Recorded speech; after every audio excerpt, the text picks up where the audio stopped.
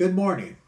I had the opportunity to interview with actor Michael Kania on October and the year of 2014.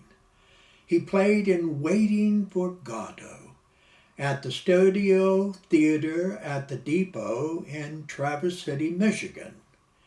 He was wonderful and very talented in the play and interview, and hopefully teaching to others when they step on their stages in Waiting for Godot.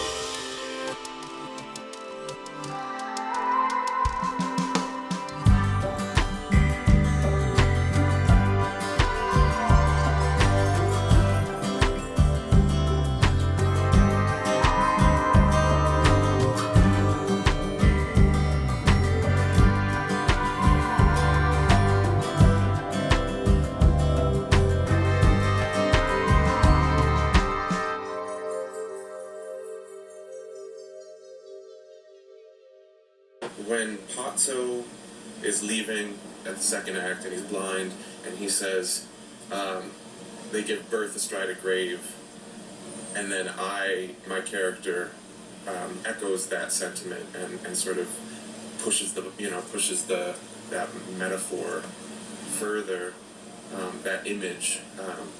I think that's one of the biggest all-encompassing things, is that what do you do with a life that's stripped of eventfulness?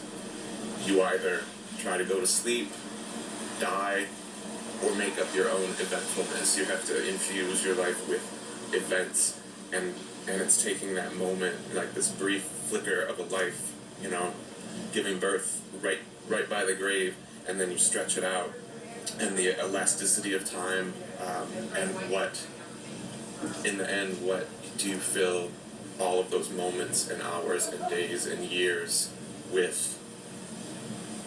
And it doesn't really matter what it is, as long as you are pursuing something. And so I think that's where I felt like I kind of landed with Vladimir's life philosophy, his outlook, that it was important to him to be doing something.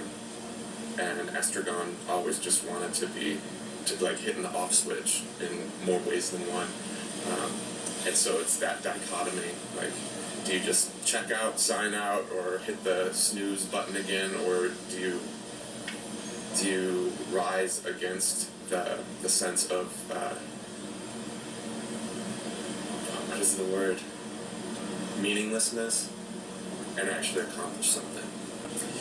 I don't know if it so much matters. We talked any number of times about whether or not he actually exists, whether any of the characters exist, or if it's the internal, like the mental landscape of one individual, and you see the aspects of divergent personalities or facets of personalities or traits. But I don't think it doesn't matter to me who Godot is. I think it's just hearkening back to that last answer, which is he gives at least one of the characters, and sometimes the other character, Gogo and Dee Dee, purpose. So I think Godot is purpose. It is the most challenging piece that I've ever been involved with. Just the memorization alone, and then getting a handle on the voice and voices in some cases of the character, and then the interplay between all of the sort of verbal gymnastics. It's its own beast, and I think it's a really poetic one. Get started early in the process of just chunking out the line load and getting it stored in your brain, because it only, like our rehearsal process just got busier and more dense, and there really wasn't any off time to be working on line memorization. I have a couple different techniques that I've used in the past, and I didn't even get to that. I sometimes make recordings and blank out my section so I can actually have the interplay with the other voices, but there was no time for that. So get off book as soon as you can, and don't, I guess this is more for if somebody was playing as like who isn't of the age, sort of like I had to make that jump, just to study, to watch as you're going through life, to watch mannerisms and behaviors of somebody that's at that sort of 60, 70, 80-year-old level, and start to mimic them, just to pick up that early on as well, so it becomes ingrained rather than sort of a varnish that's added at the end.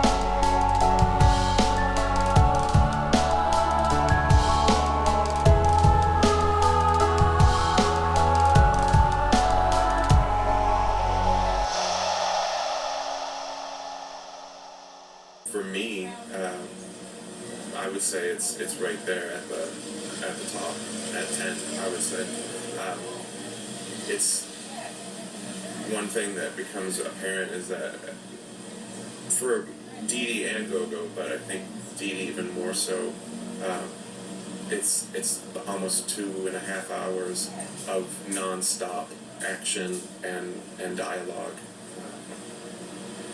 And if you play it manic or like really like hyper, that it's just a lot of output. and it's a lot of memorization, and there's movement, and a little bit of choreography, and there's some singing to muddle your way through, and so yeah, I feel like it's got this grab bag of requirements, and so yeah, it's up there at a 10. Let's contradict each other. Impossible. You think? We are in no danger of ever thinking anymore. Then what are we complaining about? Oh, thinking is not the worst. Perhaps not. But at least there's that. That what? Well, that's the idea. Let's ask each other questions. Well, what do you mean, at least there's that? That much less misery. True. Well, if we gave thanks for our mercies. What is terrible is to have thought. But did that ever happen to us? Where are all these corpses from? The skeleton. Tell me that. True. Must have thought a little. At the very beginning. Charnel House. A charnel house! You don't have to look. You can't help looking. True. Try as one may. I beg your pardon. Try as one may. We should turn resolutely towards nature. We tried that. True. Well, it's not the worst, I know. What? To have thought. Obviously.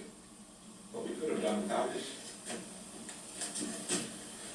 Que voulez-vous? I beg your pardon. Que voulez-vous? Ah, yes. Que voulez-vous? Exactly. Well, that wasn't such a bad little canter now, was it? Yes. Just my gratitude for a great support staff, the crew, and like our producer, your input and documentation was great as a resource and just as a record, and like just from Thomas, everybody who was involved, I just felt like everybody went above and beyond. So I say a hearty thank you, because it's not an easy one to sit through multiple times, especially when we're not far from stumbling our way through it, and the dress rehearsals up till then. So for hanging with us, I can't express enough gratitude. Do you see anything coming? What? Do you see anything coming? No. Nor I. You must have had a vision. What? You must have had a vision! Well, there's no need to shout. Do you? Oh, Pardon. Oh, no, carry on. No, I interrupted you. No, you first. No, after you. No, on the contrary. Ceremonious ape.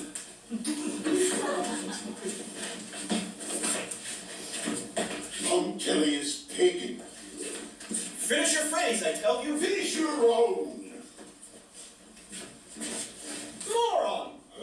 That's the idea. Let's abuse each other.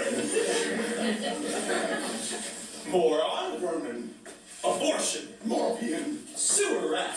Curate. Creep. Critic. No. Let's make it up. Go. Dee Dee.